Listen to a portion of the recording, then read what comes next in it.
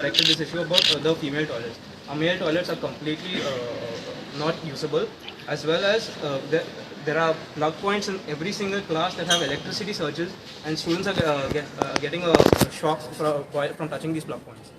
Other things, as now the CoA sends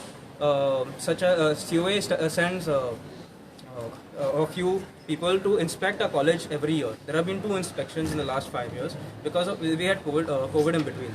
Now these inspectors that came a week prior to this, only then there have been a few touch-ups like painting, as well as electricity and water has been provided and repaired just before this inspections itself, and nothing has been working year round. Other issues is like we have a few years back the administration has appointed a faculty who is is mentally disabled, and she has been causing also a lot of problems in our college.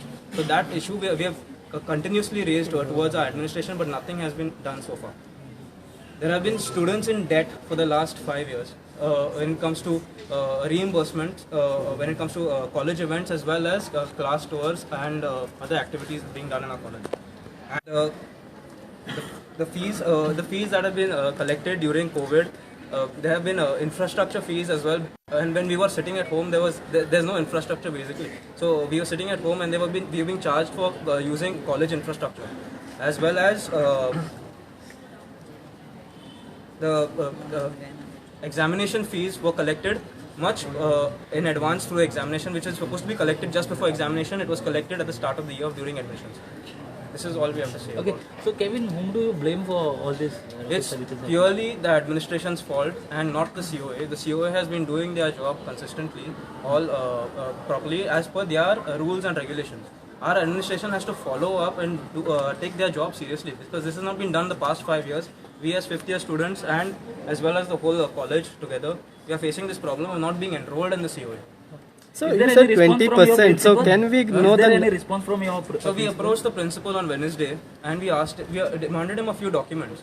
When we gave him a deadline on Monday. Now the Monday deadline, which is yesterday, he showed up. We gave him a Monday deadline at 3 o'clock. No documents were provided as to, no data was given as to what is the list being sent, and whether any follow-ups have been done on that. There's no data being provided to us whatsoever. And so we gave him a deadline, extension of the deadline till today, 12 o'clock. Again, as you can see, he has not shown up to college, and nothing has been done.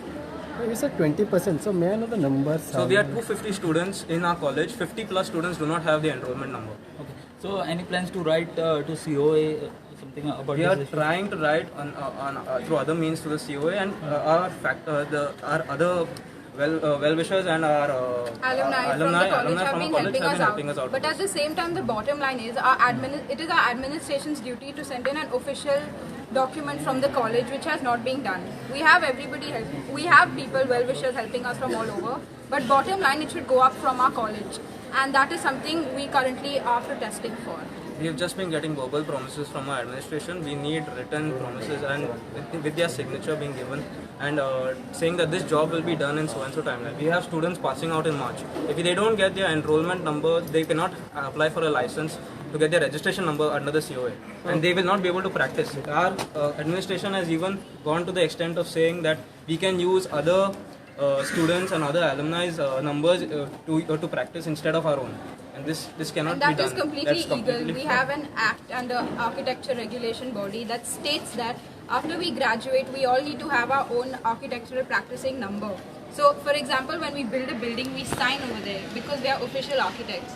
Now we have gotten this quote from one of the higher authorities in our administration saying that it's fine if you don't have a number. Once you graduate, why don't you all use the number of another architect? And that is highly unprofessional. That's actually against law. You can be jailed for things like that.